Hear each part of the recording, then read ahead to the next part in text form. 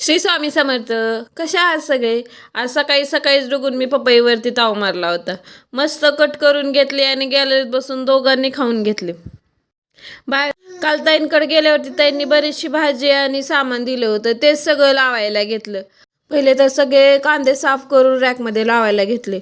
बघा इतके सगळे कांदे दिले होते ताईंनी बरंच साजून सामान दिलं होतं. त्यामध्ये शेवग्याची शेंग, आळूचे पानं, लसूण हे सगळं होतं बघा.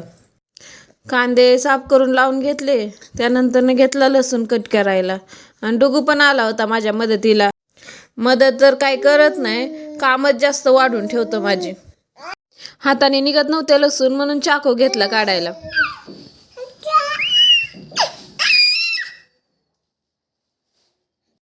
हा सगळा आरडाओरडा ना माझ्या हातातला चाकू घेण्यासाठी चालला.